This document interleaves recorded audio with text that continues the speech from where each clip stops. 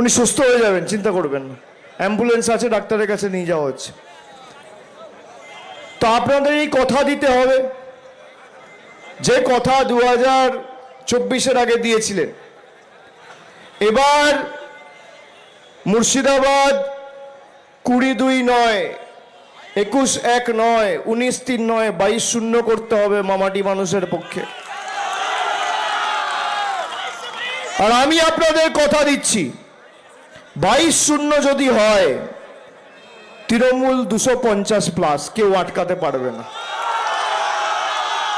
আপনাদের দায়িত্ব 22-0 করা, আমার দায়িত্ব 250+ করা। আর এসআইআর নিয়ে কেউ চিন্তা করবেন না, অযথা চিন্তা করার কোনো কারণ নেই। প্রত্যেকটা হিয়ারিং সেন্টারের বাইরে তৃণমূল কংগ্রেসের ক্যাম্প রয়েছে, প্রত্যেকটা অঞ্চলের বাইরে মানে অঞ্চলে ওয়ার্ডে তৃণমূলের ক্যাম্প রয়েছে। মুর্শিদাবাদ জেলা জুড়ে যত অঞ্চল ওয়ার্ড রয়েছে, যত হিয়ারিং সেন্টার রয়েছে, সব জায়গায় আমাদের ক্যাম্প রয়েছে। যদি কারোর কোনো অসুবিধা হয়, নথিপত্র পেতে ক্যাম্পে যোগাযোগ করবেন। সরকারের তরফ থেকে সহায়তা কেন্দ্রে মে আই হেল্প ইউ এর হেল্প ডেস্ক করা হয়েছে, সেখানে যোগাযোগ করবেন। সবার নাম ফাইনাল ভোটার লিস্টে আসবে। আমার এই মাটির প্রতি যতটা অধিকার, আপনাদের সকলের এই মাটির প্রতি ততটাই অধিকার। এই মাটির প্রতি প্রধানমন্ত্রী, স্বরাষ্ট্রমন্ত্রী, মুখ্যমন্ত্রী, রাজ্যপাল, রাষ্ট্রপতির যা অধিকার, আপনাদের সকলের একই অধিকার। আমরা সকলেই এই মাটির সন্তান, এই দেশের নাগরিক। নতুন করে নাগরিকত্বের প্রমাণ কাউকে দিতে হবে না। কোনো রকম কোনো সহায়তা চাইলে তৃণমূল কংগ্রেসের ক্যাম্পে গিয়ে যোগাযোগ করবেন। কিন্তু যারা আমাদের অত্যাচার করেছে, সারা দেশের জন্য এসআইআর এর নিয়ম আলাদা, আর বাংলায় যারা রয়েছেন তাদের জন্য এসআইআর এর নিয়ম আলাদা।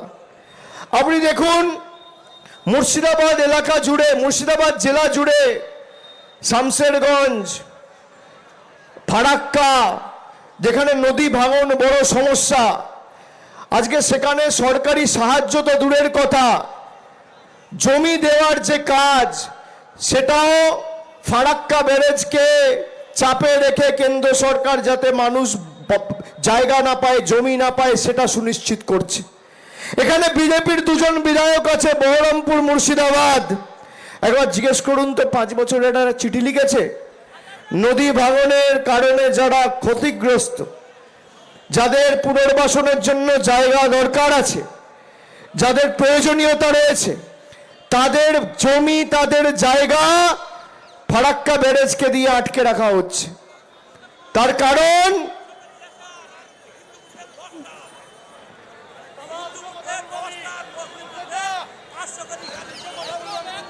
এর কারণ কি? এর কারণ বলছে হিন্দু বুথে 10টা নোটিশ আর মাইনরিটি বুথে 500টা নোটিশ। সারা, এটা আমি বলছি না, সাধারণ মানুষ বলছে। কিন্তু এটাই বাংলার জেদ। তুমি 600 নোটিশ পাঠাবে, ওই 600 জন গিয়ে আবার নাম তোলার ব্যবস্থা করবে। আমরা ছাড়বো না, মাথা নত করবো না। আর যে বুথ থেকে বিজেপিকে 500 ভোটে হারিয়েছেন, সেই বুথ থেকে আগামী দিন 600 ভোটে এদের হারাতে হবে। যেই বুথে 10 ভোটে হারিয়েছেন, এদেরকে 50 ভোটে হারাতে হবে। যেই বুথে 300 ভোটে হারিয়েছেন, 400 ভোটে হারাতে হবে। এটাই বাংলার জেদ। বাংলা বশ্যতা স্বীকার করতে জানে না, বাংলা মেরুদণ্ড বিক্রি করতে জানে না। আমরা আত্মসমর্পণ করব না, শেষ রক্তবিন্দু পর্যন্ত লড়াই হবে। খেলা তুমি শেষ করেছো, আর খেলা আমরা শেষ করব। তুমি শুরু করেছো, আমরা শেষ করব। বাংলার মানুষকে বঞ্চিত করে রাখার খেলা। ভেবেছিল বাড়ি দেবো না, বাংলার মানুষ বাড়ি পাবে না।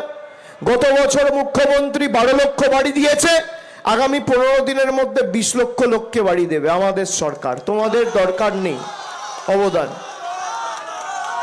ভেবেছিল রাস্তার টাকা আটকে রাখবো, গ্রামে গঞ্জে প্রান্তিক মানুষ রাস্তা পাবে না। গত মাসে, ডিসেম্বর মাসে, মুখ্যমন্ত্রী কৃষ্ণনগর থেকে পথশ্রী রাস্তাশ্রী 4 ঘোষণা করে 20,000 কিলোমিটার রাস্তা 8,000 কোটি টাকা খরচা করে রাজ্য সরকারের কোষাগার থেকে তৈরি করছে। কাজ করলা, তোমার টাকাও লাগবে না, তোমার নামও লাগবে না, যাও যা করার করো। আমরা নিজেদের কোষাগার থেকে রাস্তা দিয়েছি, রাজ্য সরকারের নিজস্ব কোষাগার থেকে। আমি আপনাদেরকে অনুরোধ করব যে আপনারা সবাই এক থাকবেন, এলাকার সার্বিক শান্তি শৃঙ্খলা বজায় রাখবেন। আর আগামী দিন তো মুর্শিদাবাদে যেখানে দরকার হবে আপনাদের সাথে কাঁধে কাঁধ মিলিয়ে লড়াই করতে আমি আসব। যে বিধানসভায় বলবেন যাব, যেখানে ঢুকতে বলবেন ঢুকবো, কিন্তু একবার দুবার নয়, 20 বার আসবো, 30 বার আসবো, যতবার আসতে বলবে আসবো। কিন্তু 22-0 করতে হবে তৃণমূলের পক্ষে। আর গদ্দারদের প্রকৃত স্বরূপ কাউকে কিচ্ছু বলতে হবে না।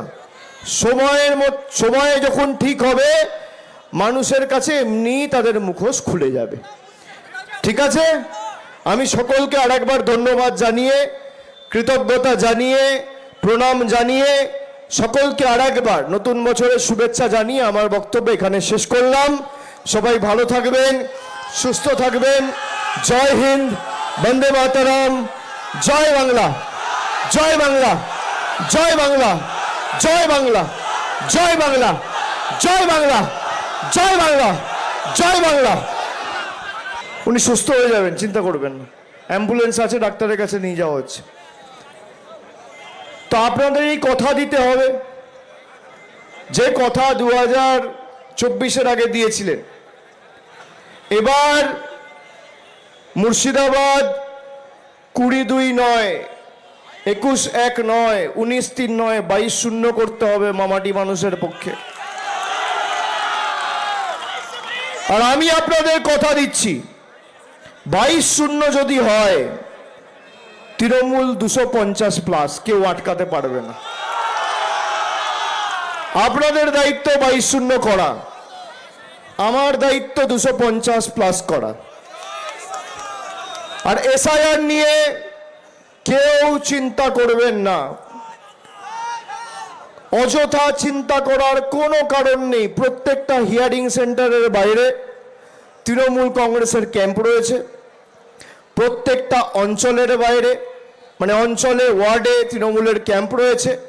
মুর্শিদাবাদ জেলা জুড়ে যত অঞ্চল ওয়ার্ড রয়েছে, যত হিয়ারিং সেন্টার রয়েছে, সব জায়গায় আমাদের ক্যাম্প রয়েছে। যদি কারোর কোনো অসুবিধা হয়, নথিপত্র পেতে ক্যাম্পে যোগাযোগ করবেন। সরকারের তরফ থেকে সহায়তা কেন্দ্রে মে আই হেল্প ইউ এর হেল্প ডেস্ক করা হয়েছে, সেখানে যোগাযোগ করবেন। সবার নাম ফাইনাল ভোটার লিস্টে আসবে। আমার এই মাটির প্রতি যতটা অধিকার, আপনাদের সকলের এই মাটির প্রতি ততটাই অধিকার।